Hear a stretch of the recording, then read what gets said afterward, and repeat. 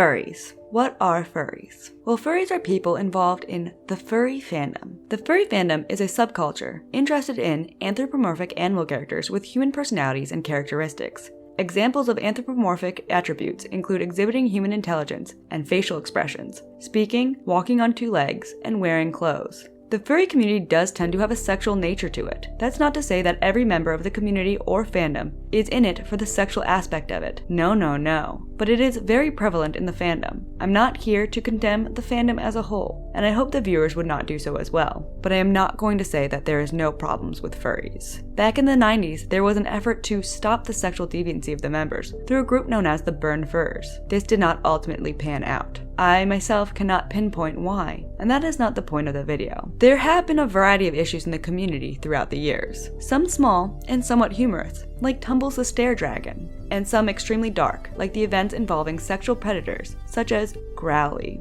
But one event that affected the community, and affected the internet as a whole, happened in the September of 2018. Today, I bring you a disturbing story. A story involving animal abuse, Iranian super hackers, arrests, and some absolutely deplorable people getting off scot-free. Hey, what's up you guys? Yes, welcome back to the weird side of the internet.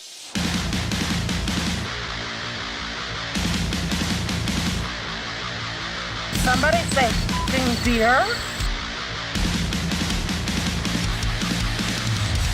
A community isn't supposed to tear each other apart every single day. Just disgusting, right? Repugnant.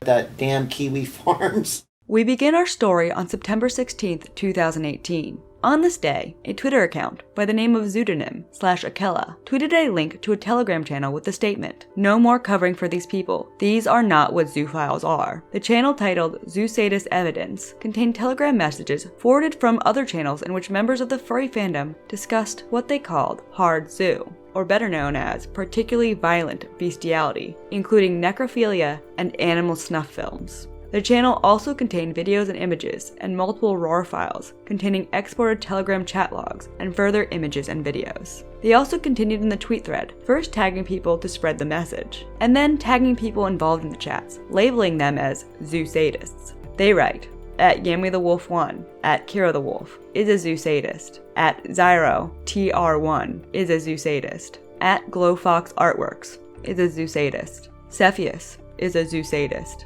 at Digivolve /at Wolf /Tane is a Zoosadist, at Akita Takita is a Zoosadist, at Paquito Dingo is a Zoosadist, at Emberwolf is a Zoosadist, at Technohusky is a Zoosadist. People began pouring through the contents of these leaks. The leaks contained conversations between people who would be labeled as Zoosadist. The people involved in the leaks were Kiro the Wolf, Zyro, Glowfox, Cepheus Rivendare, Digivolve/Tane, Takita, Corneille Grimond, also known as Paquito Dingo, Ember Wolf, Technohusky, Wolf, Elite Knight, also known as Corey Wolf TWC, Aquinas, Tim Win/Matepups, Sanji, Blonde Dog, Kintari, Shepnuts, Il1 Sheppy Paws, Koi Wolf, Humus Cyrinus, Momo, Zeta Omega, Zyro, Miscus, and more who aren't named. Kiro the Wolf would soon become the focus of the leaks. As he had the biggest following, he was what is known as a popufur, or someone who was popular in the furry community. His popularity became concrete when in 2017 he was featured on popular YouTuber Shane Dawson's channel in a now deleted video called The Weird Side of YouTube, Furries. The contents of the leaks were poured over through the next months, and arrests were actually made. Furries had originally been the butt of jokes on the internet for many years, but they had been somewhat left alone for a while previous to this. I know I've heard theories that was due to the prevalence of the brony fandom being the new punching bag of the internet, but these leaks would put a new highlight on the degeneracy of the furry fandom. What was contained in these leaks were horrifying. People began to comb through the contents of the evidence to identify those involved. This video would discuss what was contained in the leaks and the events as everything was discovered. An initial tweet from September 19th, 2018 from someone who looked through the evidence read, "Hey, just so you all know, if you don't have the stomach to watch the videos of Kiro doing to these innocent animals, I'm going to give you an extremely triggering thread of what I saw. There's so much more than just, he's a zoophile. Video 1. Kiro in a suit head forces a medium-sized dog to fillet several sex toys. Then, the real thing. He penetrates the dog afterward. The dog runs out of the camera several times and retracts and gags from the abuse. This video was later confirmed to not be Kiro. Instead, it was a member of the chat going by Elite Knight and later found out to be Corey Wolf TWC. The Twitter user continues. Video 2. A tied and muzzled German Shepherd is raped. Video 3. The corpse of a deer is used as a sex toy, while its blood is smeared on Kiro's legs. This deer video was also later revealed to not be Kiro the Wolf. Instead, it was most likely the user Cepheus Rivendare. They continued the tweets. Update. More videos have been found, including someone having sex with the decapitated head of a small puppy. I'm done watching videos like these, as they unnerve me greatly, but I'll report on the findings of others. I hope you can forgive me. On the day of these leaks, Kiro the Wolf immediately deleted his Telegram account, claiming he was hacked, tweeting, "I go to get back in it, and now it's gone. What the f***? My account is gone? What? Why?" Immediately upon tweeting this, an important member in our story responded, Ashley Zoe Fox, and tried to defend her friend Kiro, writing, "I just tried to pull you up on Telegram, and when I did, it loaded an old chat, froze my Telegram. I had to restart Telegram, and now you aren't in my list. WTF." Kiro proceeded to tweet out more on him being hacked, this time with something he claimed as proof that he was hacked. He wrote, "Guys, I'm scared. My Telegram was hacked, and I don't know what to do. What's happening?" In the tweet, he provided a screenshot of his Telegram being accessed from Iran. Iranian super hackers will become a meme as the story continues. The issue here is that Kiro left something in the screenshot. The little symbol in the corner showing he was using a VPN. If you don't know what a VPN is, it's something someone can use to change their IP address to various locations. This means that Kiro's IP address, showing his account was accessed in Iran, meant virtually nothing. Soon after the leak, people rushed over to the interview Shane Dawson did with Kiro to leave replies. And he's a dog. Who would have thought? You might want to consider taking this one down, because Kiro is confirmed zoophile. Too bad this video now means nothing. Kiro got exposed and is a pedophile and zoophile, including doing f***ing roadkill. You should really take this video down, and find an actual better furry icon to do this with. At some point during this debacle, Shane Dawson would quietly delete the video. Early people combing through the videos believed Kiro to be a man in one of the leaked videos. The video of a man having sex with a dead deer, which, to be honest, it was obviously not him. On the 19th, Kiro's #1 supporter, Ashley Zoe Fox, tweeted out the comparison of the man in the video to Kiro the Wolf. People defending Kiro would use this as meaning that Kiro was innocent on all accusations. Immediately following the horrors released in the leaks, the forums over at Kiwi Farms created a thread to discuss the leaks on the 16th and sifted through the evidence. Despite what people feel about Kiwi Farms, the website plays a really important part of the story, and I used it as my primary source to follow the timeline of the story. If you're gonna come here and tell me Kiwi Farms is evil and spreading lies, I only used the evidence they provided that included links and archives to verify, and they were the people who were coming through all of this, so.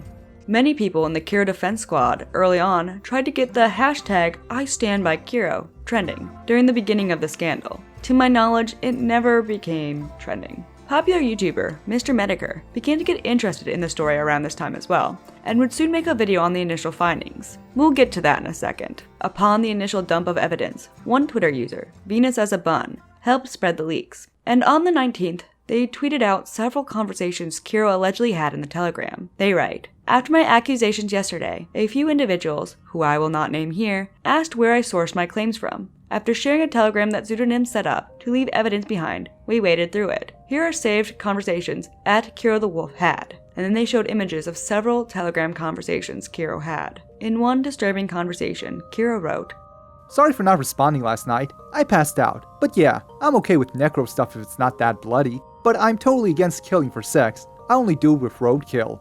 In another leaked conversation, Kiro speaks with the ringleader of the chat, Snake Thing, about his love for, what is known as cub, which is a furry term for underage furries. Kiro in these chats would write, "Ooh, cup? Heart emoji, heart emoji, heart emoji, heart emoji, heart emoji. I always loved puppy butt." Then Snake Thing responded, Same. to which Kiro said, "I need some puppy booty." Heart emoji. In another conversation, he also said, "I'm okay with humping a 4-month-old." The alleged Telegram Kiro also had conversations dating years back talking about doing awful things to dogs. In one conversation with Snake Thing, he writes, It is. I've played with 2 pups so far. To which Snake Thing responds. Ooh, story time, heart emoji. Kiro writes, Oh, XD. They were just my dogs growing up. I only fingered their throats and put my pinky up their butts. In another conversation, he writes, Ah, yes. It's almost impossible to get good roadkill out here, too. to which Snake Thing says, Aww. D equals.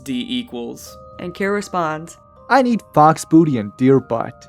Because Kiro was the center of attention at the beginning of the leaks, Kiro continued to tweet out that he was innocent, and on the 19th tweeted, Furries and drama. Before you go around believing these rumors about me, know the facts. My account was hacked. I would never do any of these things. These are faked conversations. All of this is someone trying to get attention. They're called trolls. If you choose to believe it without thinking about it logically, then fine. Become that troll online who has that mob mentality. But please always look at both sides first. I didn't do this. It should be obvious that these logs are fake. They don't even talk like me. Also, on the 19th of September, one of the people responsible for spreading the leaks, Venus as a Bun, tweeted out screenshots of the Telegram conversations from the Telegram leaks of Kiro feeling remorse for doing heinous things to his dog, Coda, though the video evidence of his acts to his beloved 4-legged friend would not surface till a later date. Venus writes, in January 2017, Kiro the Wolf had a dog that became ill with kidney failure and passed. Here's a conversation he had indicating his remorse for abusing his dying dog. Screenshots from tweets around the time correlate to this being a dog that did in fact exist. Kiro is speaking to what I would label as the ringleader of the group, Snake Thing. Kiro says to Snake Thing, Thank you. I left the group because it reminded me of the stuff I did to him. Now that he's dying, I can't believe I did that to him. I can't be part of that group any longer. I loved him so much, and when he needs me, I can't be there. I'm almost 2 states away. To which Snake Thing replied, Wraps my arms around you. Try not to feel too beat up about what you did / what you've done. He still loves you in the end, and I'm sure he has had a blast of a time with you.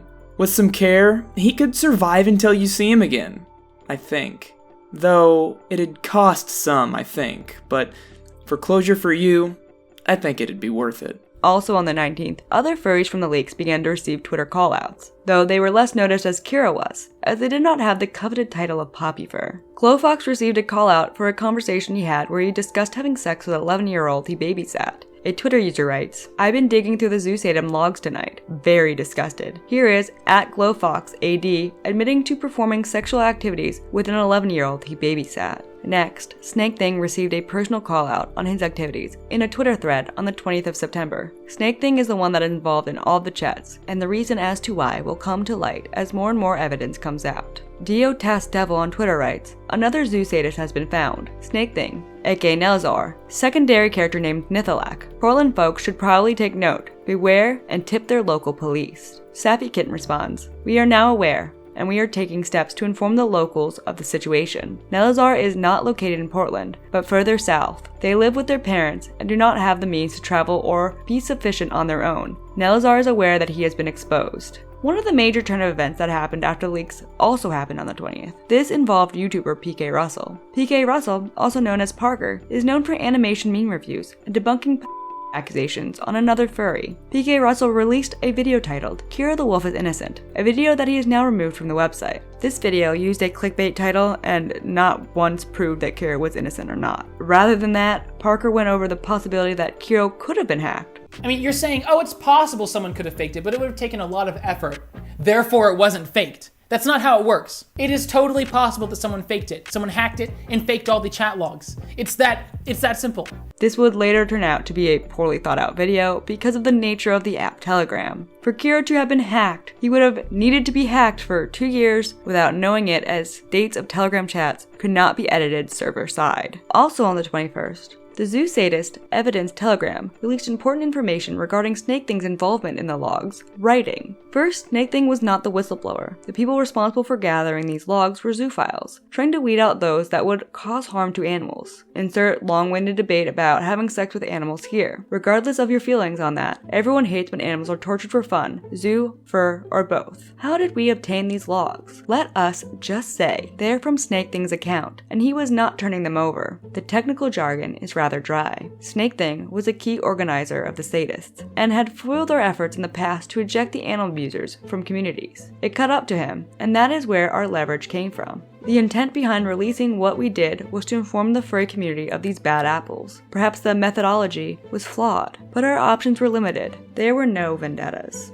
I have only talked about the initial public release of the logs, you guys. It will get worse, and we will go over the chat conversations as they were put out in the public, as the authorities had most likely been contacted at this time. Number 1, Kiro Defender, Ashley Zoe Fox, had to stick her nose into the online investigation by providing a fake police report on or around the 21st of September. People really honed in on the guilt of Kiro, even though he was not the worst member in the chat. Again, we will get to that. And on the 21st, a Kiwi farmer went through the logs and compared a message from Kiro on June 6, 2017, where he showed a screen cap of music he was listening to, and then combed through his Twitter to find out that he had posted the same screen cap to his Twitter the same day. This is not surefire proof that this is Kiro, but more strange coincidences appear as people dug further. Also on the 21st of the month, Kiro got doxxed, which meant that his private or identifying information got published online. Although it wasn't really hard for anyone who followed him to find that information. His dox and location would match up to the conversations that he allegedly had on the Telegram. On the same day, Kiro maintained his innocence and tweeted out, "You don't get to accuse me of these horrendous things and then require me to prove my innocence. You have to prove I'm guilty in the first place. I am not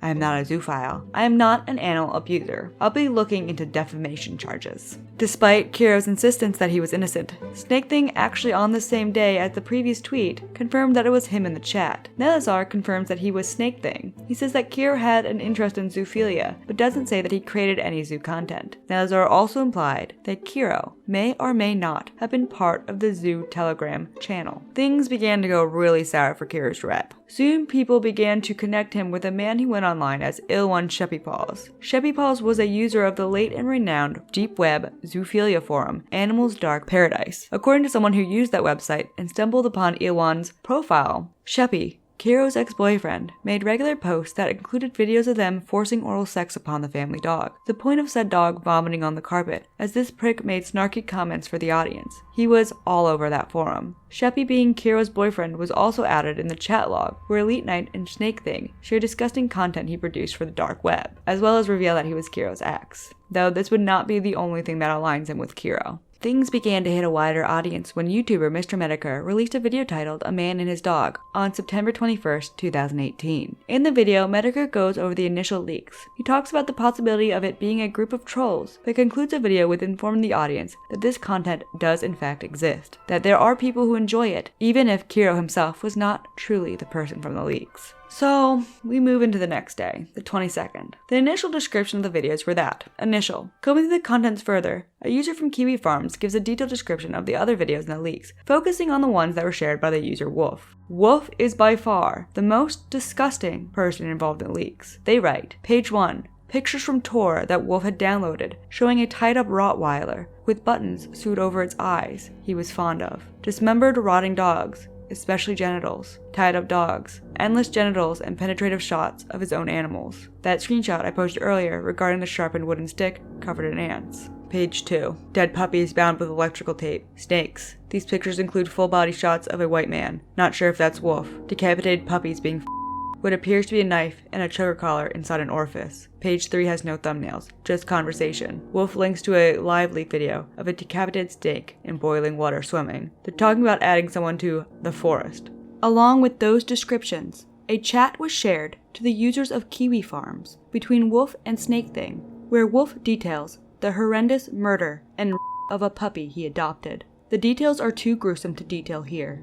The users of the forums began to really want to identify this Wolf character. He was by far the worst person, and he produced his own content torturing animals, as mentioned previously. While combing through the evidence, people began comparing the chat logs to Kiro's public Twitter and YouTube channel, causing there to be more damning evidence against him. On September 13th, 2016, Kiro told Snake Thing he was making a video for YouTube, which Kiro uploaded that same video the very next day that matched what he described in this chat. The commonalities won't end there. One other thing that was found while looking through his social media was that he was into vor, which is a paraphilia, involved the fetishization of eating someone or being eaten. Also that Kiro had publicly said that he was from Pittsburgh, and that the alleged Telegram Kiro was also from Pittsburgh. But it goes deeper. Telegram Kiro and Twitter Kiro got their fursuits around the same time. Telegram Kiro also strangely aligned with Kiro's visit to Anthrocon, something YouTube Kiro had live streamed. These are all things aligning between 2016 and 2018. Oh, another similarity? Telegram Kiro also shared YouTuber Kiro's political views on animals and environment that he shared on both Twitter and his fur affinity. And Telegram Kiro also got interviewed by Shane Dawson at the same date too. More logs were combed through. On the 22nd, this conversation was posted to the Kiwi Farms between Kiro and Snake Thing. In this conversation, Kiro and Snake Thing discuss with each other how hot it is to rape a snake.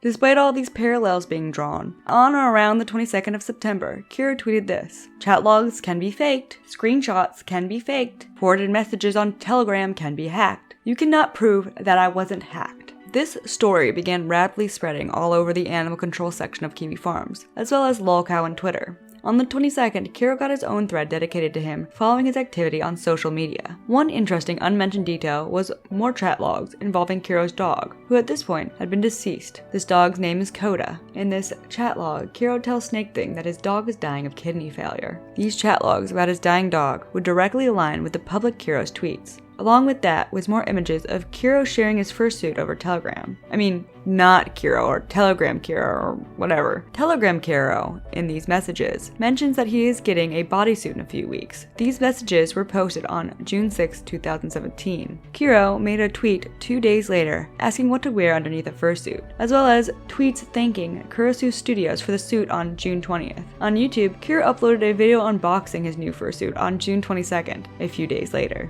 The thread also gave us new details about one of Kiro's alts, Yami the Wolf. On July 17, 2017, Kiro made an alt Telegram account, Yami the Wolf. An important part of this whole thing as well is that 3 sources, all of which knew Kiro, had directly linked his Telegram account to posts forwarded from the Zoosadist evidence dump. Also of interest in this thread were older pictures of Coda found uploaded by Kiro. These photos will be important later in the timeline. Following this whole drama, Kiro immediately lost 10% of his following on Twitter around this time. There was still supporters of Kiro, however. Some still thought he could have been hacked at this point, as it could technically be possible, I guess. They would have had to known him and hacked his account for 2 years. Kiro still played the uwu victim. On the 22nd of September, posting to his Patreon. He wrote to his Patreon, "Thank you for your support. The Telegram will be open again in the very near future. Keep an eye out for an update. Thank you so much for your support." Also on this day, Glowfox from the Zoosadism leaks got his own thread on Kiwi Farms. In the opening, Glowfox's personal information got doxed, along with his significant others. The thread starts out by reading, "Amidst the Zoosadist leaks is an established furry artist who goes by the name Glowfox. Real name, Philippe." A quick Google search of Glowfox brought up several accounts. Glowfox's DeviantArt account revealed a location. Glowfox's Tumblr is called Glowfox's Naughty Den. It contains a wealth of information that Glowfox himself posted. Pictures of his face, his significant other's face, their house, and a bunch of Legos were all found on his Tumblr. Now, if you were to take a look at the Zoosadist Telegram archive, they would find photos of the exact same Legos as those found on Glowfox's Tumblr. So Glowfox apparently got found out by comparing Lego pics to his Tumblr. But not only that, there was a screenshot from Glowfox that showed him involved in the Zoosadist chat that also linked him to being the creator of a group he was publicly known to run, Glowfox's Naughty Den. If you would zoom in close enough to that screenshot, you would be able to read all of the groups that Glowfox is a member of. Glowfox's Naughty Den has a megaphone located next to it. This indicated that Glowfox is the creator of the unique Telegram group, and not some imposter. Glowfox also is the owner of the Tumblr, Glowfox's Naughty Den, which was directly tied to his face and his real identity. Glowfox would later claim to be innocent and not a Zoosadist, making claims that he was only going with the flow and was afraid of Snake Thing. However, within the Zoosadist Telegram archive, there is indisputable evidence. There are several pictures of Philippe playing with animal dicks. There are pictures of his significant other sucking a dog dick and getting fucked by one.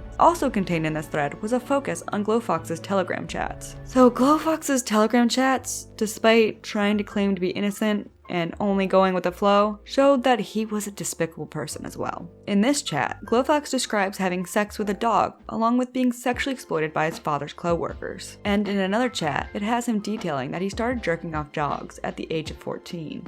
In another chat between Glowfox and Snake Thing, the topic turns to pedophilia. If these chats didn't scare you enough, Glowfox is also a babysitter according to the Telegram chats. Writing, "I babysat once. I was 18, he was 11. Little teased me for days, testing me out. I played it cool and not advancing until I got his Game Boy and got distracted. As soon as his parents left the driveway, little went straight to my He literally got scared when it flopped on his face. He thought I slapped him. In another leaked Telegram chat, the innocent Glowfox shared 20 pictures of dog d***. With the day passing, more people got implicated in this Zoosadism. Now we are on the 23rd of September. One person who got outed went by the name of Cupid. Cupid wasn't involved in the chats, but was mentioned throughout, and on the 23rd of September, Cupid's docs got dropped. The reason this Cupid fellow was a person of interest to both you listeners and those involved in the Zoosadist leaks is because Cupid got caught doing something naughty. He got caught for animal cruelty of a service dog and arrested in 2017. Due to the interest in Snake Thing, more information came out about him. People found his Ink Bunny account and that he also went by the name Buttney. Another important detail was uncovered in the leak chat and was pointed out on the 23rd, and that is a discussion between Wolf and Snake Thing about time difference. You see, it was already uncovered that Snake Thing was from Oregon, and the time difference in chat was determined to be a 3-hour difference, and this information could help those looking for Wolf's info. Also on this day, the owner of the husky who f***ed him in a fursuit was identified as Corey TWC Wolf. I am not sure how they identified him, however. The discovery of who this fursuiter was led to more information of him being discovered, that being his real name, along with his birthday, which led to his DeviantArt account. On his DeviantArt account included pictures of places he's been to, and his YouTube channel, also his Gay Beast account, along with his Twitch. My favorite arc in this online investigation happened as well on this day, September 23rd, 2018, and that is the arc where people over on Kiwi Farms set out on a mission to dock some cake. Okay, let me explain better. In the logs, there was not much information to find on Wolf besides seeing his hands do unspeakable things to animals. But there was one thing, that Wolf liked to go to a place for dessert. And people began to try to find the place Wolf got a piece of cake from a picture of a cake with a few pieces of lettering on the placemat visible. The hunt was on. There was also something else besides cake found on Wolf, and that was that Wolf might be a Spanish speaker. One person on the farms writes, "Has anyone noticed yet that Wolf appears to have Firefox set to Spanish language mode? He's not using the Tor browser either, so a record of his real IP address is probably present in the onion.link server logs." This comment was followed up with an image of the chat where Wolf shared a screen cap of his Firefox browser. So back to the cake hunt. People began looking closer at this cake. Not only that, but also at the decor of the location, the spoons, the bowls. They were determined to dox this cake. Yeah, I know, it's technically not what doxing means. People were combing through dessert places willy-nilly and comparing pictures. While looking through cake pictures, people also combed further through Corey the Wolf TWC, aka Elite Knight's DeviantArt, to find out more clues of where he lived. While this was going on, we are still on the 23rd of September again, the original leakers put out a new Telegram channel and was steadily releasing more files on more individuals involved in the show along with answering questions through a burner account. At this time, they were forwarding more messages to the channel that can actively be traced to Kiro's deleted account. New individuals being leaked on were Mr. Bitchtits and Sanji Nativis. In the Telegram, someone asks, "Why did you pick these accounts? Are there more?" They reply, "These were the most obvious offenders, and probably the most critical to inform the fandom about. Yes, there are more. They will not be released at this time." Another person asks, "Do you have logs of other animal abusers unrelated to this?" They answer, "Yes, I doubt it is of interest. Most aren't furs, and this channel is focused on this incident. This channel has a specific purpose." Also on this day, the user Cepheus got doxxed. It turned out Cepheus lived in Austria, with these new logs being dropped, new ones involving Sanji. People looked further into this Sanji Nativis fellow, and it turned out he was very well known, and very involved in the furry fandom. We'll get into that in a little bit. Because of these new drops, people also began posting combos about this new person, Mr. Bitchtits. The logs being looked through now got even darker than animal torture. A conversation between Sanji and Snake Thing was posted later on in the day on September 23rd, involving the sexual exploitation of the underage, in which Snake Thing tells Sanji about what he calls a cub group. In one of the logs, Snake Thing forwards a conversation about an underage group from a user named Iggy, who writes, "So I had a fun with night, and they were not my age. So I was in my house laying on a couch half naked in a jock and turned over, and this little black kid was staring at me through the glass door that leads to the patio. So I opened the door and asked him to come in, and I said sure. We talked on the couch. He said that it was very hot, which was I don't turn on the AC on, so he took off his pants and shirt, and we sat there naked talking. I started to rub his leg, then I rubbed his stomach. He then decided to kiss my hand, and after that, he put his clothes back on and had to go home." And Snake Thing replied to that. A cub group, ;P. Sanji responds, "Cute." in another conversation between Sanji and Snake Thing. They talk about Snake Thing taking advantage of an underage boy named I believe this is his relative. In the conversation, Snake Thing talks about how he tried to get this child to suck his dick, to which Sanji replies, I love your mom, but she apparently is still naive about you. To which Snake Thing replies, Oh, she knows I have an interest in peace stuff. She's not naive. Well, sort of. She's just way too busy in life to do much about it. P. Nibbles. As far as I know, I think she thinks you keep me in line. XD. Snake Thing, detailing his alleged grooming of this boy, did not end here. In the conversation, after some back and forth about allegedly grooming underage people, Sanji is obviously uncomfortable with the conversation, which he elaborated why by writing, By the way, some of it's jealousy, why I'm upset.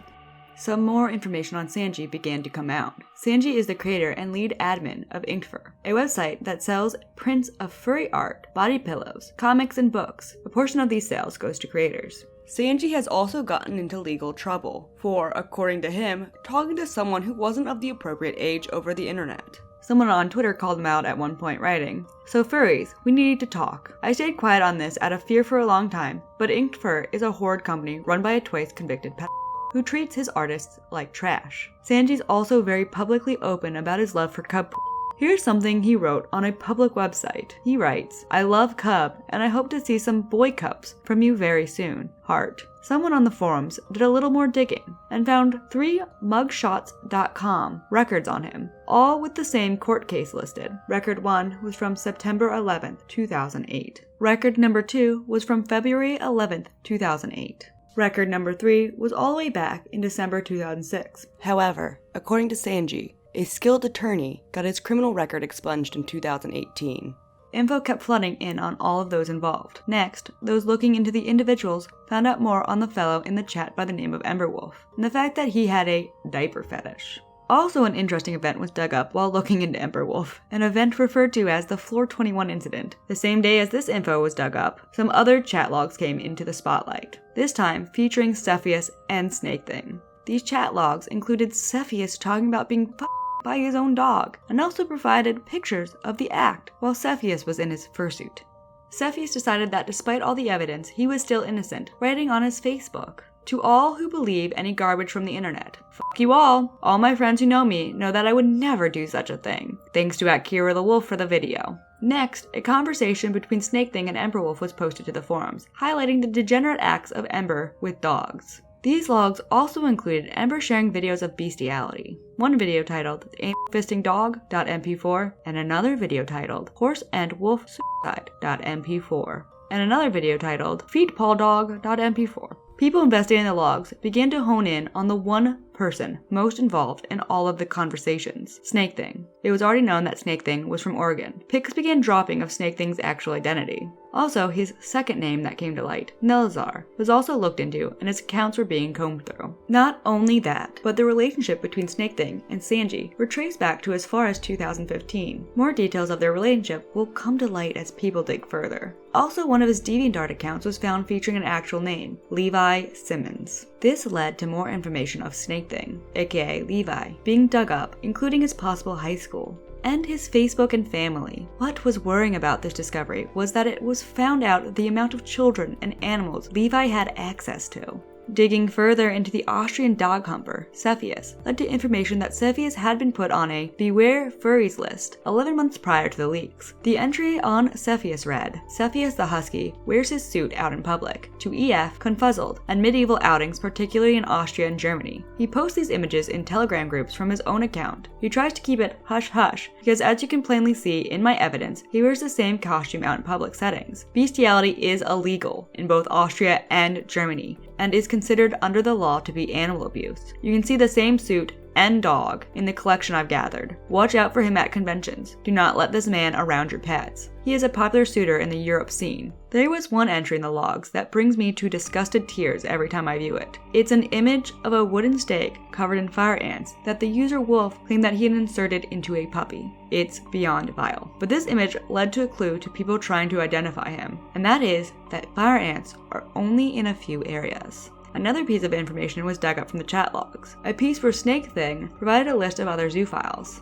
These people are Blue Wolf, Anubis Yodi, Philly Satark, Psychedelic Saber, Ruffa, Stormy Kale Shep, Meek Rat 45, and SVX Kitty. Now, this is only from Snake Thing's word, so unless evidence is brought out against these people, please refrain from attacking them. Some really important information on the nature of the leaks came out on the Reddit r/drama on or around the 23rd of September. This information came from a zoophile. I don't know much about this fellow, but the comment on r/drama read, "As your local resident zoo, this was pretty interesting to watch unfold from behind the scenes. My friend is the guy who posted the massive Zoosadist docs compilation on this guy and others, having spent 2 years of infiltration to get into this ring. And I've seen all the evidence for myself. Actually, the worst animal abuse I've viewed on the internet by far. Put this into perspective, a flayed dog wasn't even the worst picture in the log. Also, at least 15 to 20% of furries are zoophiles. I don't like them though. Furry is zoophile blackface." They write in another comment, "The worst picture was a dog's head, and then a completely horrifically mutilated torso leaving only a spinal cord and scraps of gore behind, then 2 intact legs. I have no idea if an animal or a human did it." This person,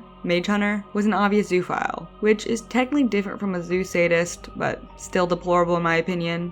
That little squiggly line there is a symbol for being a zoophile, just FYI. Back to the Kiro investigation. Again, we are still only on the 23rd of September. People went through the evidence pile and matched the Telegram Kiro's dog up to the public Kiro's dog, Coda. Not only was the dog lining up, but the veins on Kiro's wrist were as well. So not only did everything else get compared, but people also compared Kiro's decor in his room to Telegram Kiro. In the archive, there is one picture of a body pillow on Kiro's bed. This is during a period around July 2017 when Kiro had what appeared to be a mattress on the floor, and he made a few videos with this setup. The position and design of the decor, matching tartan pattern on the blanket, and one of the 2 big blue body pillows being partially visible. And of course, the subject matter makes it clear the photo belongs to Kiro. This is a still from the unboxing video. Not only did all of what I previously mentioned about Kiro align, but Kiro publicly had an obsession with dogs' mouths, aka maws. Kiro's Flickr account was found under his alt name, Kiri Yamimura, where you could see Kiro's old persona.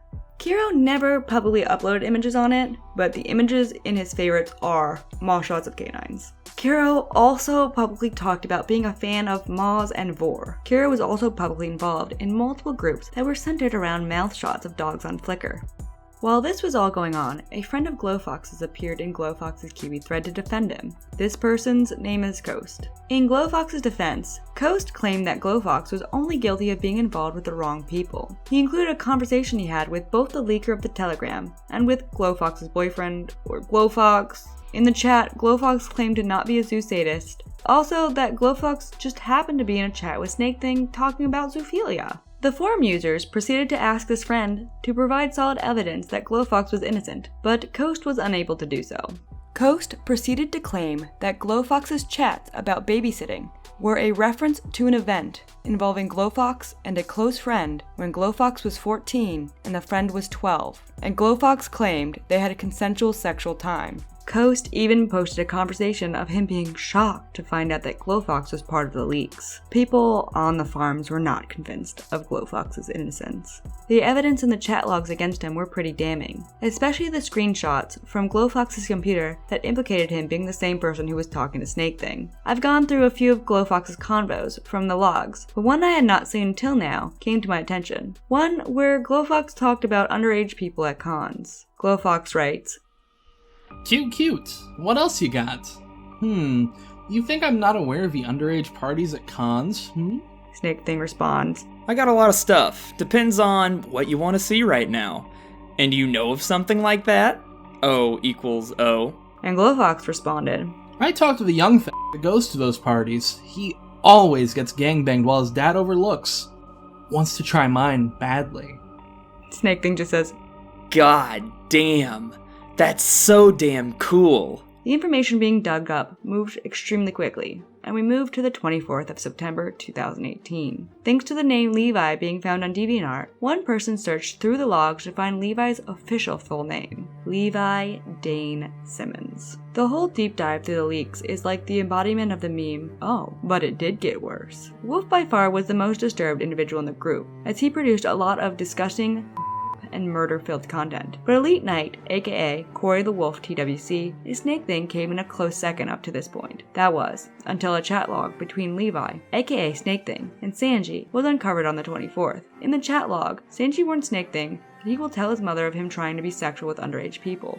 In Snake Thing's words, he was seducing younglings, and Sanji, in part of the chat, states that Snake Thing had seduced younglings that very day, the day of this chat. So not only are these people actively engaging in horrific abuse of animals, they also go after children. It also came to the attention of those looking into this that Snake Thing listed his interests as involving something called RLC, which stands for Real Life Cub. Cubs in the furry community is a term for underage, pointing to once again that Snake Thing's interests were not just fantasies, he was into the real thing. Because of the conversations mentioned in Cupid in the past, people began looking into the person as well, finding tweets from earlier that year. One reading, "Hey, since all of you are going after people drawing art and not talking about actual abusers, how about we talk about @Cupid the Deer, who 11 of my mutuals are following and probably have no idea about the he's done." They continue to write. Literally admits to raping his dog and abuses someone for not having sex with him, and this shit gets blown over / not talked about because he has a cute fursuit. That shit.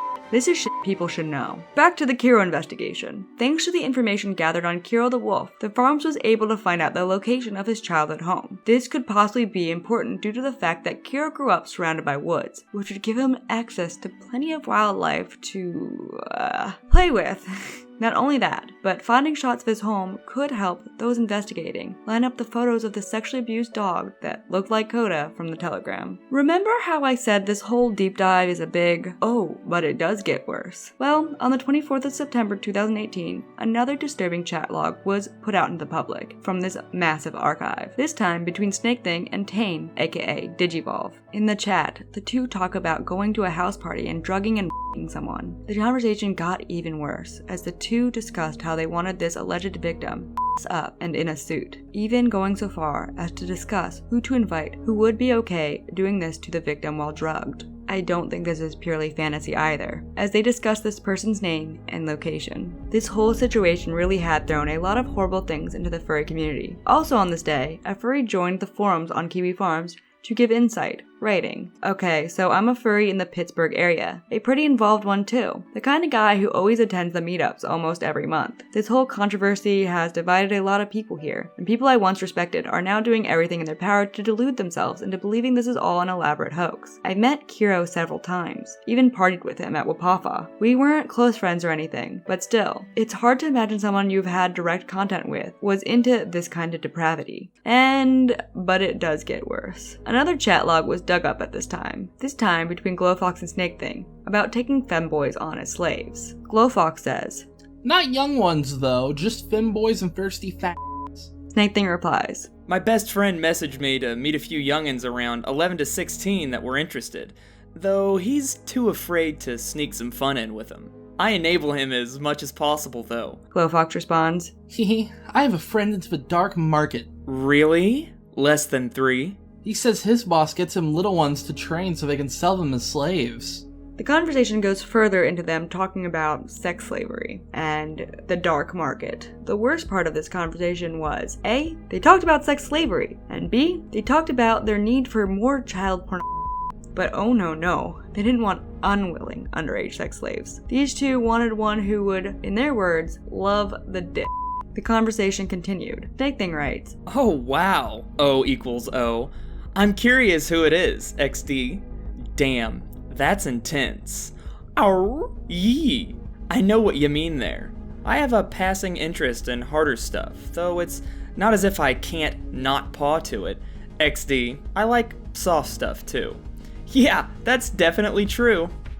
Some more information came out in the chat on Kira's alleged ex-boyfriend, Il1 Sheppypaws, on the 24th as well. A Kiwi farmer writes, Il1 Sheppypaws / White Shepherd is the dead boyfriend apparently, so this bit is probably not too relevant anymore, but I won't dirty to delete it. The second thing I found is someone named Il1 Sheppypaws on Telegram, also being White Shepherd, on Animals Dark Paradise. Snake Thing claims to be close friends with them, so it's only safe to assume this White Shepherd person is probably just as f***ed up. Then they show a conversation where they talk about Il1 Sheppypaws. Tane writes, "At Islands Sheppypaws, Is White Shepherd on ADP? Snake Thing responds, That he is, 3. He's a good bud of mine. Known him for months. So in this chat, it means that it's revealed that the man that Kiro had been dating was active and recognizable on the deep web website Animal's Dark Paradise. Another key came to those looking into Wolf's identity, the fauna in his video. People began identifying all the past knowledge that they had of Wolf, his time zone, and the fire ants, and the Spanish speaking. This narrowed down their search to Florida, Georgia, South Carolina, or North Carolina. They had also discovered from the chat that Wolf possibly did electrical work. With this information, one person suggested they look at the pictures to identify plant life in order to see where Wolf might be located. While looking to see who the real identity of Wolf was, people also began to hone in on the identity of Elite Knight, aka Corey TWC, the man who whipped a husky with the while in a fursuit. Somehow from the information, they had got a last name, at first mistakenly getting his father's name. The last name? Nichols. They got a name of a woman with the same last name from Florida, which also matched up to a Reddit post from r/Tampa that Corey had posted to 2 years ago. The hunt for Wolf continued, now using the plant life to look into him more closely. One person posted images of Wolf, censored, doing inexplicable things to animals with his hand. I won't go into detail, but from those photos, it appeared that Wolf was either white or white passing. While this was going on, more information on Tane, aka Digivolve, was found. These included his Ko-Fi, and when poking through his Twitter, a farmer found out his birthday was January 15th. Also, they found a rough idea of his age from tweets about him being in high school in 2012. Also on the 24th, Connor Goodwolf, someone who had been actively involved in the investigation, tweeted out that he was in contact with both detectives and a news station writing, I called at 10 TV, and they're going to request the report in a day or so after the detective looks through everything. Also on the 24th, Connor Goodwolf posted a video of him turning in the Zoosadist evidence to some kind of authority to YouTube. Don't ask me why I recorded this, but it's there. More furries, whether they be former fans of Kiro or furries disgusted by the logs, came to the Kiwi Farms forums to help wade through the information and give their insights into the furry community. One furry wrote to the Kiwi Farms on September 24th, I came to Kiwi Farms as a furry and former fan of Kiro to investigate the accusations leveled against Kiro. I believed from the very start, to mere moments ago, the possibility that Kiro may still be innocent. Not anymore. We've come this far, backed our claims with mountains of evidence, and all the defenders can muster in defense is my hacksaws in my Photoshop. With all being said and done, there's only one thing left to say, guilty. Finally, we got a more in-depth look into Kiro's ex, Sheppy Paws, and this information was dropped on the 24th as well. So we find out that Sheppy Paws died of a heroin poisoning on Friday, July 13th, 2018, at 28 years of age. Sheppy had a history of drug abuse and sexual deviancy, attending nude parties and publishing homemade bestiality content to the internet. A week later, his friends discover what happened. After having no contact for so long, and began to mourn him within various Telegram conversations. One of the conversations was from Kiro, having found out his e-boyfriend had passed. Kiro writes, I found out what happened. I'm literally crying, I haven't stopped. On Friday, after his day stuff, he got his hands on some weed and some heroin. The heroin was laced. I really hate to say it, but he died. They found him on Sunday. Another conversation between Wolf and Snake Thing read, Wolf says, Are you there? Ill One has passed away. Frowny face. Snake Thing responds, Yeah, I'm here. I know, greater than colon.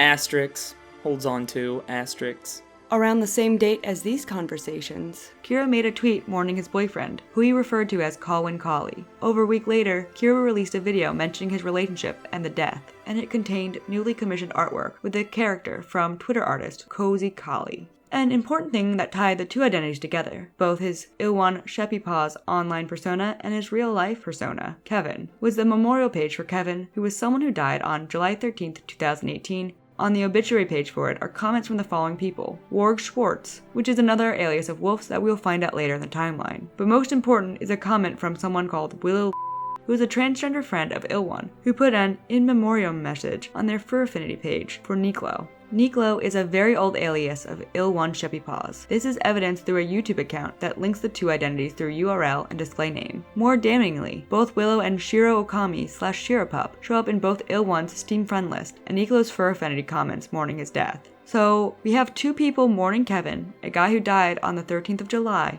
also posting comments to Ilwon's accounts and having public connections to him in the same time frame. On the other hand, there's Kiro mourning the death of Colwyn Collie, who died on the same day in the same hometown of the same cause of death. What it turns out to be is that Colwyn Collie never existed. Googling Colwyn Collie will get you nothing but Kiro's video and tweets by Kiro, but nothing else. He had no profiles, no references, or anything. This was all purely an alias created by Kiro so he could talk about the issue publicly without being traced back to Ilwon.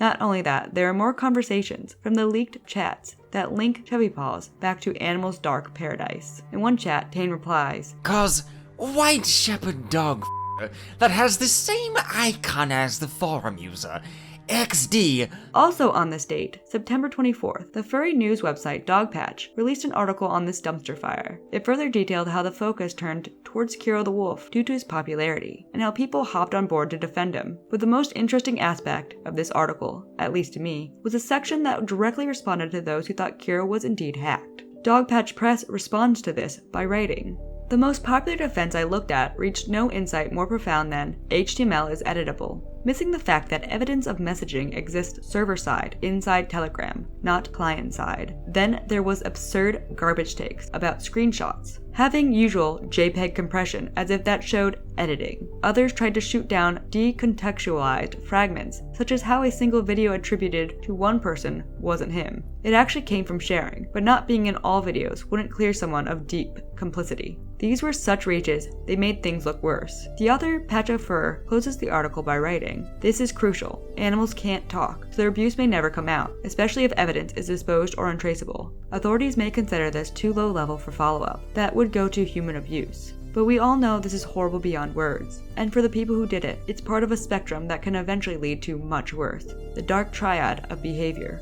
If that sounds like a slippery slope or thought crime type argument, ask yourself if you would let people into this stuff babysit your pet. No? Then we have an issue beyond a crime issue. It's not a disagreement. This stuff is universally scary bad. So this isn't just for cops, it's a social issue. How this fandom handles members remorselessly animals to death or gives them a pass will be a test beyond any other that has ever happened here. The evidence against Kiro continued. Next, people began comparing the snout and maw of Kiro's dog, Coda, to the Telegram Kiro's dog pictures, lining the pictures up. The dogs were nearly identical. Plenty of unknown furries continued to support Kiro, demanding his innocence, but one furry YouTuber with a decent following, Nose Hyena, disavowed Kiro on the 24th via Twitter. He wrote, "I don't think it's appropriate that @Kiro the Wolf should even think about returning to YouTube. I'm speaking up today as a furry YouTuber. I do not fully believe his account of events. If I'm right, it's a horrible look for furry. He should do the right thing and leave."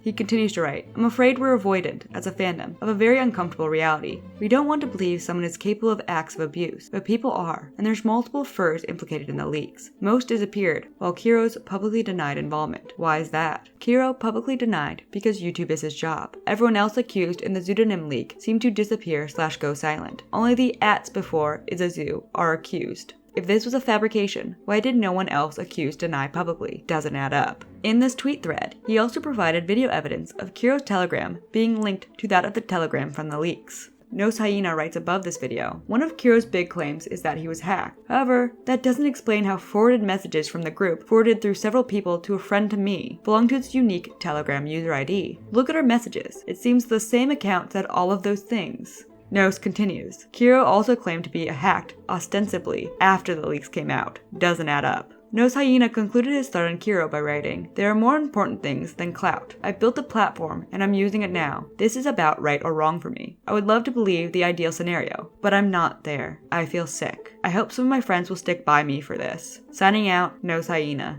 These tweets meant that Nose Hyena was one of multiple people to prove that the messages originated from Kiro's accounts.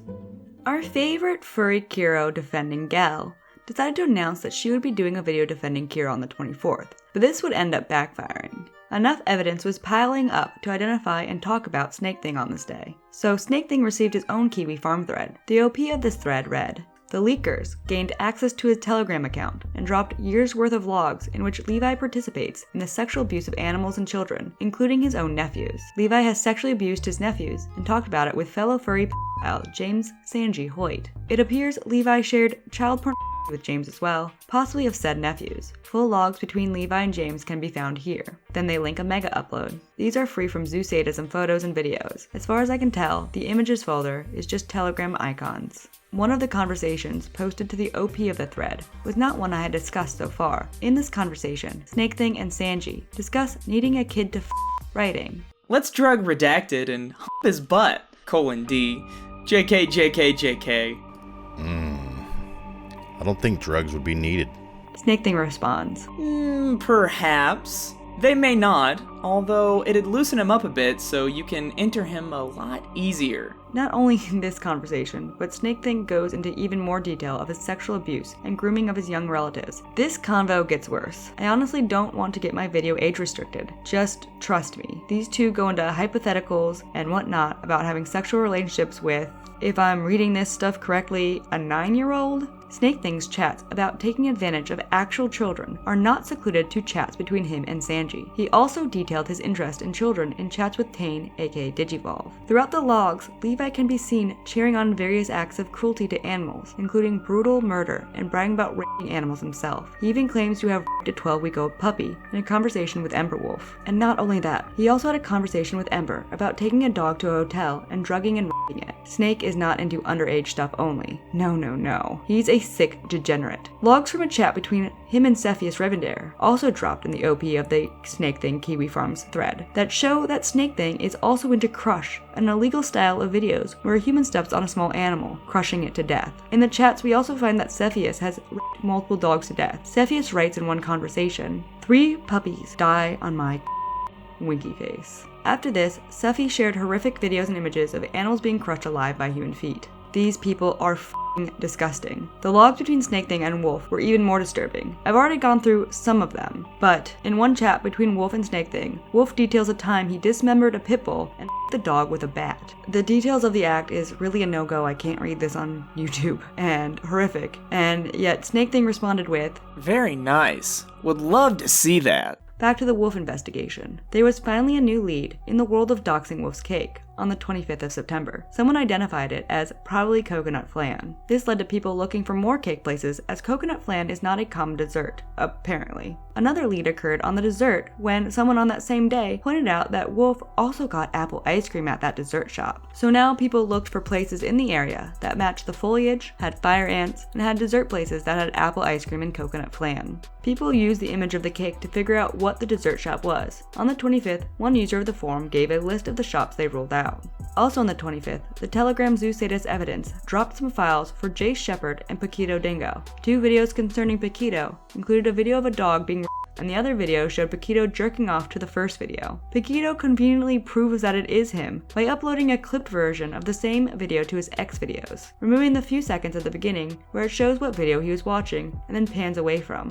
The search for Wolf continued to narrow slightly inch by inch as minutes and days passed. One person used the image of the plants in Wolf's video to identify them as flowering dogwood, which let one person narrow down the counties he could reside in North Carolina. The next question was, did this county have the right ice cream places? People began contacting ice cream places with images of the dessert to see if it was them, and narrowing it down by figuring out which ones it wasn't. And place by place, they determined which places were not the place. We learned another thing on the 25th about Wolf, and that is that it was mentioned on a few occasions that Wolf had a fox persona. Wolf also seemed to have a regular work schedule. He had claimed twice at some point in the logs to live somewhere with Eastern times. Those looking into him took note that he was typically messaging Snake Thing around 7 to 8 a.m. and then messaging again after work. On the 25th, furry journalist Dogpatch informed everyone that the police were indeed involved, writing, Brackets, Zoosadom League. A source close to someone in the story spoke to me about innocent people being affected and wanted this shared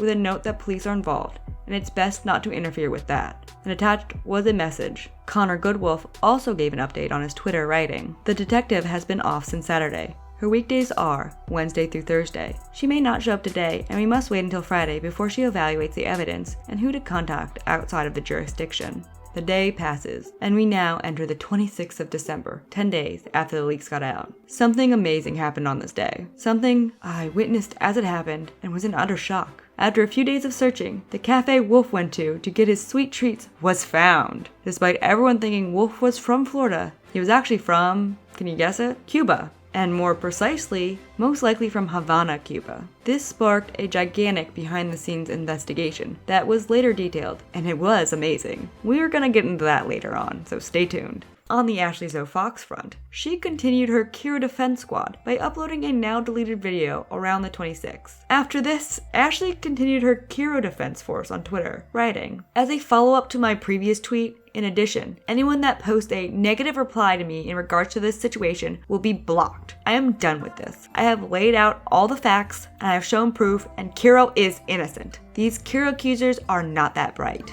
Another disturbing conversation was uncovered on this day as well. A conversation between Mr. and Snake Thing, discussing going camping and drugging and the wildlife. Then another conversation was let out between the two, where Snake Thing talks about videos of him giving oral to a puppy. The Zoosadist, Tane aka Digivolve, received a dedicated Kiwi thread on the 26th. The OP of the thread doxed his name and birthday as well as his address. His suit was then posted, which was a wolf of sorts, and it was revealed that he was also a mersuiter, which is, I believe, a fursuit that is made to have sex in. Also, his ink bunny was found, and his So Furry, as well as his howler. In one of the chat logs, we hear of Tane's limits. Tane writes, "Limitations? Not really anything per se. I don't like guts/gore and stuff. But like blood, I don't care. IDK, haha." Snake Thing asks, So you don't mind torture/very hard stuff, but snuff, just for snuff's sake, meaning like snuff without a sexual thing to it, you don't like? P. Tane responds, "I mean, depends on the torture, I guess. In general, I like things alive, and I cringe if someone took a knife to a dog. Like, I guess sexual torture is okay. Kind of hard to define, I guess." My favorite part of the chat logs between Snake Thing and Tane, favorite as in it interested and disgusted me, was when Snake Thing described how to go down the rabbit hole of degeneracy, writing, Pretty much the same with me in that regard, besides the bug part, as in I like the general zoo stuff a lot. Yeah, you get into the mindset of, I wonder how far down this rabbit hole I can go before I literally can't paw to something. Then you hit a wall, but you break it a while later. Then you hit another wall, then you break it, and you just keep going down and down until, well, you'll be sitting there like in pups getting in the stomach and their heads cut off with a shoved up the throat in the opposite way than it usually is. P.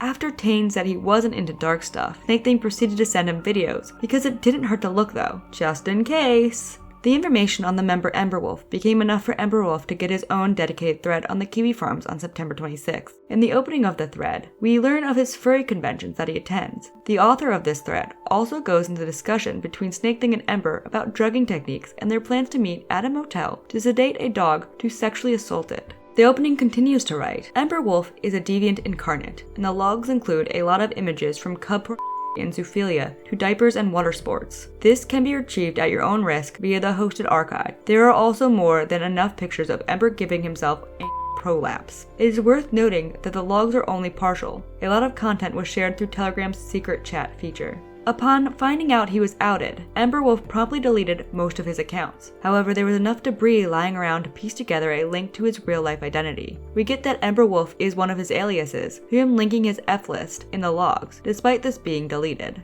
Through his significant other, Chadla, we can get to uncover more of Emberwolf's identity, despite most of the tweets being deleted. We now know that Emberwolf is a fursuiter who frequents furry conventions in the Midwest, so let's fast forward to his Anthrocon account. A full dox was then shared of Emberwolf, including his name and address, and an alt name, Irolas, was discovered thanks to Kiwi Farms. We learned that Ember's husband, Chadla, who was not involved in the Zoosadist leaks, had deleted tweets mentioning Ember's whereabouts, which would allude to Chad most likely knowing of his husband's involvement.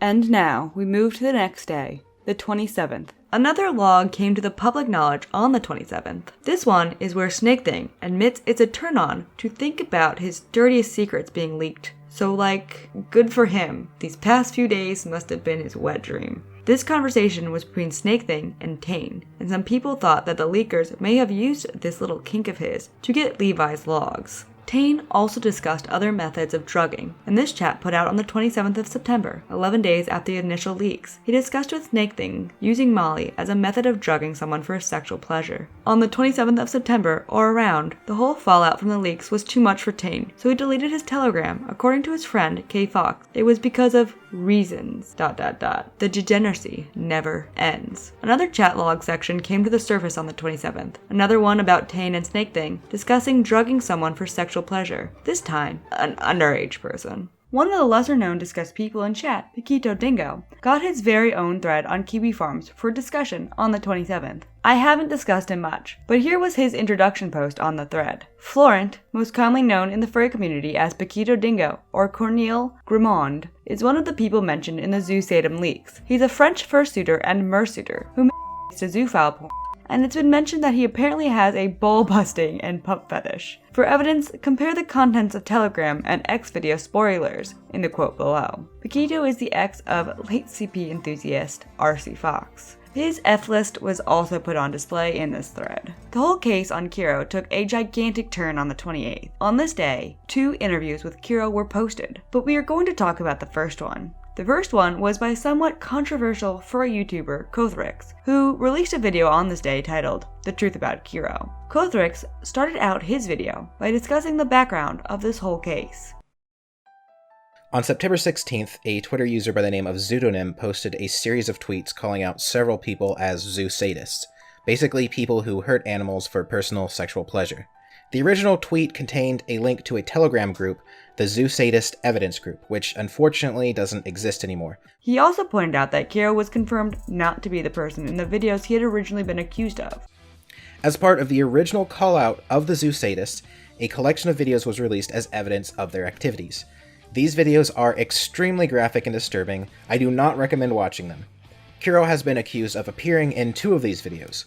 My original plan was to go into more detail on these, but I don't think it's necessary at this point. It's been pretty extensively proven that Kiro does not appear in these videos. That is the video where Corey, aka Elite Knight, inserted into a husky, and the other being one where a man f***ed a dead deer. But the most important aspect of this video was Kothrix spoke to Kiro directly. Kiro eventually did admit that the Telegram logs were real. So, I confronted Kiro about this and basically told him, look, I know that these logs are real. If you keep denying that, people are eventually going to find out the truth, and this entire thing is going to start all over. And then, Kiro agreed with me and told me that yes, the logs are his. And that he had an interest in zoophilia. He had those conversations, and he does have an interest in some aspects of zoophilia. Kothrix said he wanted to emphasize one important aspect of this, which was that Kiro only talked about having sex with his dog. But at this point, Kothrix did not see any evidence that it was more than just talk. Yes, the logs are real. Now, before you pick up your torches and pitchforks, let's talk about what that actually means. Yes, Kiro does have an interest in animals sexually, and he and Snake shared with each other some graphic pictures of them. From reading the logs, we can see that. I'm not going to defend that. However, Kiro has also stated to me that he didn't actually perform any sort of sexual act with his dog or any other animal. And I believe him when he says this, because even though he claims to have done those things in the logs, there aren't any pictures of it. We finally got the truth out of Kiro in the conversation with Kothrix. Kiro admitted that he did talk to Snake Thing about his fantasies to have sex with animals, specifically his dog, Coda. I think this is a very similar situation to a kind of locker room chatter. Basically, when someone sees the object of their sexual fantasy and starts talking about all the degenerate things they would do to that person, or animal in this case, but they never actually do. The only thing that really confuses me is if he didn't have sex with Coda, and that's what he was claiming, what were those chats mentioned earlier about him feeling bad about what he did to his dog? Anyways, if anyone doubted if Kothrix's video on Kiro was true, once it was released, Kiro retweeted it, confirming that the conversation was in fact true, and that Kiro was active in that Telegram chat. Now, Kodrix's video wasn't the only one released around this date with a Kiro interview. The ever-vigilant Kiro fan, Ashley Zoe Fox, soon announced she would create a video interviewing Kiro. She wrote, "Kiro the Wolf interview will go live at midnight. All of your questions will get answered, and this can once and for all be put behind us, and people can deal with the ones that actually committed crimes. Looking at zoo-related artwork is not illegal. At Kiro the Wolf, hashtag I stand by Kiro." According to Ashley, this interview was after the Kodrix interview. In the video, Kiro denies logs being true at all. Another question a lot of people have asked, and this is a big one that's been going across, is did you actually get hacked? Yes. The chat logs that have been passed around all over the internet now. Everybody's seen all the dirty laundry that people are saying you said. Are the chat logs real or are the chat logs fake? Okay, so the chat logs are fake. I didn't say a lot of those things, but I will say a long time ago I was part of this group. It was for people who had an interest in feral artwork. Despite hours before retweeting a video where he confirmed that they were true. Here is how I would sum the video up. Kiro was hacked, but some of the logs are real. Literally everything in the chat logs that was posted, 95% of that I did not say. It was just locker room chat when he was talking about f***ing dogs. I talked to Nalazar, I told him fantasies about art and different stuff like that. We just had that bro talk per se, you know, like locker room chat with people. He is currently being investigated by the police, and he gave a statement. Questions for Kiro the Wolf. Is there any specific update on the police investigation into the controversy? I can't give away much, but I did give a statement, and it's currently being investigated. I am in contact with the police, and we're figuring this out. Viewing zoophilia artwork doesn't mean anything. And yeah, he viewed some artwork. That doesn't mean anything. Due to her involvement in the fiasco, a magnifying lens got put on Ashley Zoe Fox, who then got her own thread on Kiwi Farms that same day, where we find out about the people she associates with. These people that she lived with, including her husband, were all diaper furs into cub art. We also found out Ashley's dead name, as Ashley is a trans woman. Ashley's transition is not too relevant to the story, but what was interesting was of course that all of the people she associated with identified as baby furs while being full-grown adults. Also, this character in her story was the original owner of babyfur.com. Ashley also ran baby fur meetup events at furry conventions. Also, we find out that Ashley had beef with Connor Goodwolf, the man who handed the flash drive of evidence against the Zoosadists to the police. And this caused Ashley to buy ConnorGoodwolf.com and set it up to redirect to Connor's thread on Kiwi Farms. One of the people in Ashley's little group of friends is extremely important. One person named Tuscan. Tuscan was referenced in several Zoosadism logs and was brought up as a real-life cub fan and zoophile advocate. He was also on the Steam friend list of Il1 Sheppypaws, the dead boyfriend of Kiro, who is well known on the dark web for his horrific acts on animals. Also notable is that Ashley Zoe Fox had met Shane Dawson in the past, and even made a video with Shane. Some people believed she had either paid Shane to interview Kiro, which I doubt as Ashley is unemployed, but people also believe that maybe she convinced Shane to do so. Ashley immediately found her Kiwi Farms thread and tweeted about it. This beautiful woman wrote on Twitter, "Well, wonderful. The jackoffs at Kiwi Farms did an article on me and started leaking information on a bunch of my friends. A lot of the information is not correct, and they're going after my friends now, and they are referring to me as my pre-transition name. Continued, ... Then she linked her Kiwi Farms article and was not happy about being there, despite linking Connor Goodwolf's thread previously. So she was a fan of the farms. The best video on this show was posted on September 29th, 2018 by YouTuber Mythical Red Fox. This video seemed to be a direct response to the PK Russell Kiro is Innocent video. Here's the deal. A lot of disinformation has been floating around, particularly thanks to anthropomorphic spaghetti boy over here, and no one else was really making a video about it, so here I am. In which Mythical Red Fox goes over why Kiro is most certainly not innocent. The reason I say this is the best video is because of how Fox goes over the claims of hacking. First, in the video he goes over how the ID system works on Telegram. So one question you would have when approaching this situation is that the real Kiro in that chat? Well, every Telegram user has a unique user ID number. And it doesn't matter if you change your username, doesn't matter if you change this or that, it stays the same for your account. It is unique to your account. And you can use @userinfobot on Telegram to find the ID number of any given account by forwarding a message from that account to the bot, and it will respond with the user ID number of that account. So people who had known conversations with Kiro in the past forwarded messages from their old conversations that they knew were with the real Kiro to userinfobot and got the ID.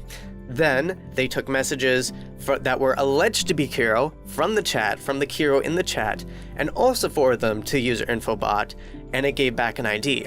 And the IDs between the account that was Kiro's in the chat that was alleged to be Kiro and the accounts that people know were actually Kiro, they matched.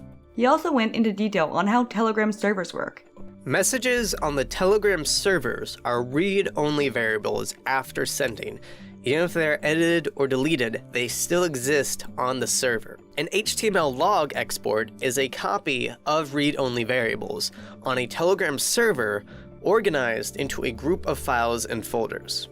Once they are downloaded to a PC, anybody can edit the HTML, and the timestamps will change. Timestamps, invalid message IDs, and syntax errors are what you look for to determine if a downloaded log has been tampered with. When messages are edited by the message owner on Telegram, the server updates the timestamps using the server's clock, not, I repeat, not the client device time you're using. Let me repeat that again for the people in the back. The server uses its own clock, not the client device's clock, to determine timestamps. Client devices then display that server timestamp based on the device's interpretation of its own time settings. This is why forwarded messages are important. They are read-only variables on the server itself and not editable by anyone else. Even going as so far as to discuss how difficult it is to hack Telegram. Since Telegram was created by an enemy of Russian President Vladimir Putin's, it is one of the most targeted platforms in the world. Neither China, Russia, or Iran have been able to modify Telegram's messages on the server itself. He really focuses on PK Russell in this video. Let's go back to Go-Gurt commercial protagonist here, PK Russell. He also explains how the code for emojis work. So he was claiming that the emojis in the logs don't match the style of emoji that Telegram uses, and therefore we know that they were doctored. Except no, Sherlock Holmes, that's not what's happening. It's just that Telegram displays messages in Unicode, and then the exported logs are, as we have mentioned, in HTML, and they display emojis differently. And goes over the photo comparisons of Kiro's dog, but he concludes that those similarities don't matter because... This is a piece of evidence that I don't think is that relevant because we already have the Telegram logs where he admits to having sex with his dog, including throat as well as fingering puppies and expressing desire to have sex with dead roadkill, namely fox and deer. He also goes through Kiro publicly sexualizing real-life animals, and the fake police report. The second thing I'd like to address is this fake police report that has been going around. Now, this thing is so obviously, blatantly fabricated, it's just laughable. I actually thought the person was trolling when they first shared it. I thought it was a joke. This is not how the process works. You can't just call up the cops and ask for details on an open investigation in this manner. It was a really informative video that I would recommend myself. The man who had sexually assaulted his husky, Corey TWC, decided after being caught to post a long apology to his fur affinity. In the apology, he admits his guilt writing. So I never thought I'd have to make something like this, but I do. I had to go to my therapist yesterday because I basically had a mental breakdown due to all the drama going around right now surrounding me, and many other furs you might have already seen on here or heard of. And as for my therapist's idea, I'm going to stop trying to just hide and wish all this away and come out and tell my side of the story. Many of the rumors you either have heard or will hear about me have been true. I allowed myself to get into contact with some very bad people, and in my own desperation for finding people who I could trust and be friends with online, I betrayed all of my own values. I went against my own beliefs, and I was manipulated into doing things I would have never done if I wasn't in the situation I was in. I met someone who at first seemed nice, friendly, a very happy, go-getter kind of person who seemed a lot better at the whole social thing than me. He comforted me, made me feel better when I was down, made me feel like I was a better person. But at the same time, he was slowly planting his seeds. It started with simple trades. I send you this, you send that kind of thing, which at first was completely harmless for the most part. Pictures that most furries could have found on Twitter or whatnot. I showed him artwork I did. ECT. Eventually, this man started leading me down a path of darker themed things, which I won't publicly discuss here, but I'm more than happy to talk about in private because I don't believe I have anything to hide now. This is all out in the open. The proof is in the pudding kind of thing. This dark path is something that immediately put a bad taste in my mouth, and looking back, there were some very, very early red flags and signs that this wasn't going to go well for me. But it was so easy to not notice these things, to not realize the full weight of the situation when I was distracted by cutie comments and feel-good compliments that at the time not many people were offering me. However, in it he claims to have been manipulated into doing these sexual things. He closes the apology with, "Thank you to whoever read this far. Thank you to anyone who is willing to hear my side of the story. I know I didn't go into all the full details, but as I stated, if anyone, and I mean anyone, wants to know the full details of what happened, I have no reason to lie, so I'll be open and honest about every small detail that people wish to hear." I mentioned before that there was no proof Kiro had done anything explicitly sexual with his dog Coda, except for talking about it in chat. That, however, became very obviously not true, as more information came to light. Pictures began to circulate of a picture of Coda's parts from Telegram, and they were compared to that of Kiro's livestream videos in his house. After the release of Ashley Zoe Fox's video, where Kiro denied the logs being real, after telling Kothrix that the logs were true, Kothrix released a response on Twitter, writing, "People are asking for proof of Kiro, saying the logs are real. I intentionally did not include screenshots of this in the video, because I wanted Kiro to be able to admit this publicly on his own terms. The fact that he retweeted my own video should be proof enough for now." But none of this was enough for some people. People still believed Kiro to be innocent.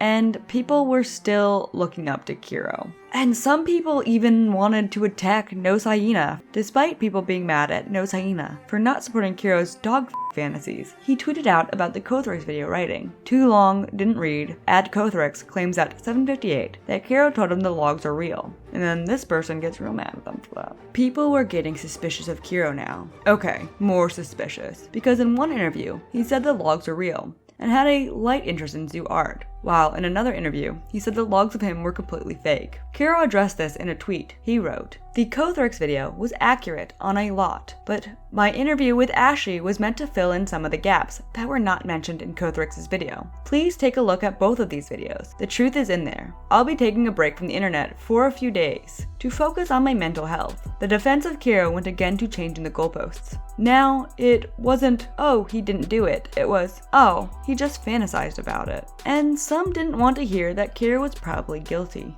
I'm guessing this was also on the 29th of September. Ashley Zoe Fox pinned a comment to her interview with Kiro saying that someone had told Kiro to retweet Kothrix, that Kothrix got some things wrong, and that Kiro did have a conversation with Snake Thing and talked about fair art, which goes against her video where he said the logs were fake. She concluded her post with, "I think it is time that people move on and go after the actual criminals that did bad things to animals."